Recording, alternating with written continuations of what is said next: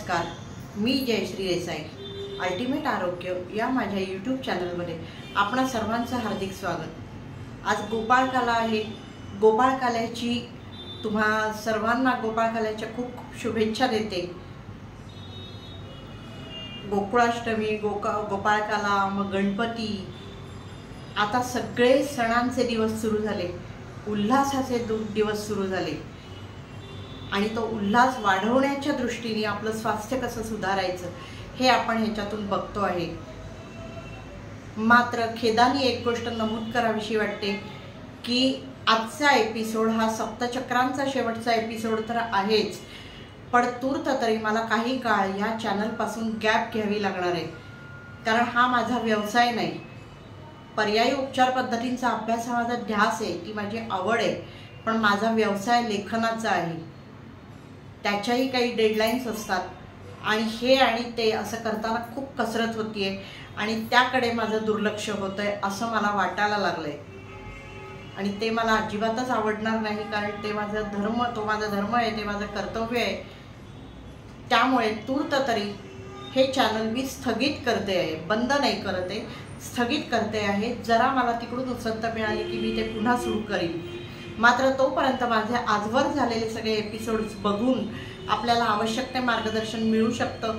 त्यातले जे आपण बघितले नसतील ते आवर्जून बघावेत, त्याचा आपल्याला नक्की फायदा होईल. अनेक जण मला अनेक विषयांसाठी, प्रश्नांसाठी मार्ग विचारतात की याच्यासाठी आम्ही काय करू, उपाय विचारतात. पण आत्तापर्यंत 200च्या वर एपिसोड्स झालेले आहेत आणि अनेक शास्त्र आपली घेऊन झालेली आहेत. त्या प्रत्येक शास्त्रात त्या प्रत्येक व्याधीसाठी काही ना काही उपाय आहेत. त्यामुळे एवढे सगळे मी एका मेसेजवर किंवा डिस्क्रिप्शन बॉक्समध्ये टाकणं शक्य नाही. त्यामुळे कृपया माझी पुन्हा विनंती ही राहील की आपण कृपया प्लेलिस्ट बघत जाव्या, आपल्याला आपल्या प्रश्नांची उत्तरं मिळतील. आता आजच्या विषयाकडे वळूया. मी असं म्हटलं होतं की सप्तचक्रांची जी मालिका आहे त्यात शेवटचा जो एपिसोड होईल तो फ्रिक्वेन्सीजचा होईल. आता सप्तचक्र आणि फ्रिक्वेन्सीज यांचा काय संबंध असं कदाचित कुणाला वाटेल, पण प्रख्यात शास्त्रज्ञ आइन्स्टाईन असं म्हणायचे की हे सगळं विश्व व्हायब्रेशन्सवर, कंपनांवर आधारित आहे. आपल्याला माहिती आहे की जी वस्तू अतिशय स्थिर आहे असं आपल्याला वाटतं, त्यातही अतिशय सूक्ष्म अशी कंपनं असतातच असतात. ग्रह तारे वगैरे तर आपले फिरतच असतात, त्यामुळे त्यांची कंपनं आपल्याला जाणवतात. त्याचबरोबर आपली जी सप्तचक्र आहेत तीही कंटिन्युअस फिरत असतात आणि ती जेव्हा फिरतात तेव्हा त्यांच्या ज्या पाकळ्या असतात त्यांची फडफड होते, व्हायब्रेशन्स क्रिएट होतात, ध्वनी क्रिएट होतो. आणि ती व्हायब्रेशन्स, संगीतोपचाराचा बेस काय आहे किंवा साऊंड हिलिंगचा बेस काय आहे, तर ही व्हायब्रेशन्स त्याला अनुरूप अशा एखाद्या व्हायब्रेशनशी जेव्हा जुळतात, संगीताच्या भाषेत बोलायचं तर तारा जेव्हा जुळतात तेव्हा जो नाद क्रिएट होतो तो हिलिंग करतो. तसंच या ज्या फ्रिक्वेन्सीज आहेत त्या हिलिंग करण्यासाठी आपल्याला उपयोगी पडतात. आता ह्या कुठून शोधल्या गेल्या, कशा शोधल्या गेल्या, त्या कुठे ऐकायच्या, असे अनेक प्रश्न आपल्या मनात निर्माण झाले असतील. त्या सगळ्यांचीच उत्तरं मी आत्ता देणार आहे. चक्रा हिलिंगसाठी किंवा चक्रा ॲक्टिवेशनसाठी ज्या फ्रिक्वेन्सीजचा वापर केला जातो त्यांना सॉल्फेजिओ फ्रिक्वेन्सीज असं नाव आहे. आता सॉल्फेजिओ हे नाव कुठून आलं तर सेंट जॉन द बाप्टिस्ट, 11व्या शतकात यांचा शोध लागला. सेंट जॉन द बाप्टिस्ट याच्या सन्मानार्थ जे एक स्तोत्र रचलं गेलं होतं त्याची आद्याक्षरं घेऊन त्यावेळचा गिडो ऑफ अरेझो नावाचा एक संगीतकार होता आणि बेनेडिक्टाईन भिक्खू होता, त्यांनी ह्या शास्त्राचा पाया रचला. या सॉल्फेजिओ फ्रिक्वेन्सीज त्यांनी अस्तित्वात आणल्या किंवा त्याच्या आधीही त्या अस्तित्वात होत्या, त्याचं नोटेशन करायचं काम त्यांनी केलं. आता आपल्याकडे पूर्वापार सारेगम पधनिसा आपल्याला माहिती आहे, त्या सप्तसुरांवर आपलं अख्खं संगीत आधारलेलं आहे. पण परदेशातल्या पाश्चात्य संगीतामध्ये असे सूर नाही आहेत, मग ते नोटेशनच त्यामुळे त्यांना तसं करता यायचं नाही. तर ह्यांनी काय केलं की सेंट जॉन द बाप्टिस्टच्या स्तोत्रातली जी पहिली आद्याक्षरं आहेत, पहिली अक्षरं आहेत, ती अक्षरं घेऊन त्यांनी त्याचं कोडिफिकेशन केलं, त्यामुळे नोटेशन करणं शक्य झालं.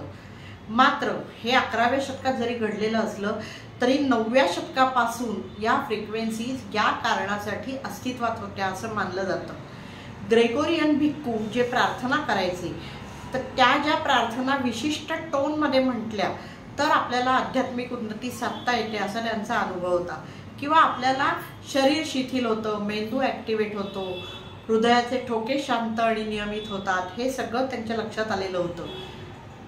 ते टोन म्हणजेच या सॉल्फेजिओ फ्रिक्वेन्सीज. आता आपल्या मानवी कानाला व्हायब्रेशन्स ऐकायची सवय असते. ती प्रति सेकंद किती व्हायब्रेशन्स अशा तऱ्हेने ती नोंदली जातात, ती हर्ट्समध्ये मोजली जातात साऊंडच्या क्षेत्रामध्ये. तर ह्या वेगवेगळ्या साऊंड्स जे आहेत तर ते त्या फ्रिक्वेन्सीज कोणत्या कशासाठी वापरल्या जातात, कोणत्या चक्रासाठी कोणती फ्रिक्वेन्सी, हे जे शोधलं गेलं ते डॉक्टर जोसेफ पुलिया नावाचे जे एक शास्त्रज्ञ होते त्यांनी त्याचं शास्त्र मांडलं आणि ते आज अस्तित्वात आलं. आता या सॉल्फेजिओ फ्रिक्वेन्सीज ज्या आहेत त्या बऱ्याच आहेत, म्हणजे 20 पासून 20,000 पर्यंत वगैरे अशा त्या असतात त्या. तर ह्यातली 396 ही जी आहे ही मूलाधार चक्रासाठी आहे आणि 936 ही सहस्रार चक्रासाठी आहे. आणि मधल्या चक्रांसाठी त्याच्या मधल्या फ्रिक्वेन्सी जर तुम्हाला आता चार्ट दिसत असेल त्यानुसार तुम्हाला कोणत्या चक्रासाठी कोणती फ्रिक्वेन्सी हे लक्षात येईल. आता पुढचा प्रश्न अर्थातच असा होतो की या फ्रिक्वेन्सीज कुठे ऐकायला मिळणार. तर तुमच्या जर लक्षात आलं असेल किंवा ज्यांनी जे आधीचे एपिसोड्स बघितले असतील तेव्हा 2ऱ्या-3ऱ्या एपिसोडच्या खालीच मी एक लिंक दिली होती या फ्रिक्वेन्सीची, ती ऐकता येते आणि ती ऐकलं तरी आपल्याला चक्र ॲक्टिवेशन साधता येतं. आता तुम्ही ॲपल म्युझिक किंवा यूट्यूब याच्यावर जर टाकलं सॉल्फेजिओ फ्रिक्वेन्सी म्हणून तर तुम्हाला या सॉल्फेजिओ फ्रिक्वेन्सीज ऐकता येतात. कोणत्याही शांत जागी बसावं, शक्यतो कानात इयरफोन घालावेत आणि एकाग्रपणे त्या फ्रिक्वेन्सीज ऐकाव्यात. सलग सगळ्या जर तुम्ही ऐकल्यात तर सगळी चक्र एकाच वेळेला ॲक्टिवेट व्हायला मदत होते. तसं नसेल ऐकायचं किंवा तेवढा वेळ नसेल तर मूलाधार चक्र फ्रिक्वेन्सी असं टाकलं तरी तुम्हाला ते सापडू शकेल.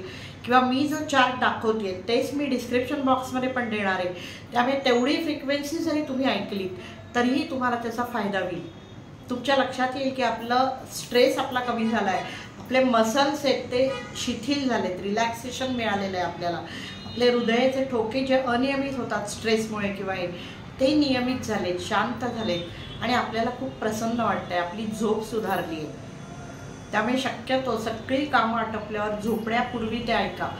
मी करून बघितलं, खूप छान वाटतं. तेव्हा हे तुम्ही नक्की ऐका, तुमचे अनुभव कळवत राहा. व्हॉट्सॲपवर तर आपण माझ्याशी संपर्क साधूच शकता, मात्र तूर्त तरी मला विराम घेणं गरजेचं आहे आणि त्याच्यामुळे आता पुन्हा कधी सुरू होईल, मध्ये मध्ये जेव्हा मला संधी मिळेल तेव्हा एखादा एपिसोड मी टाकी नाही. पण सलग मला आता दर गुरुवार दर शनिवार हे करणं शक्य नाही आणि कृपया आपण मला समजून घ्याल अशी आशा आहे. तूर्त इथेच थांबते. धन्यवाद.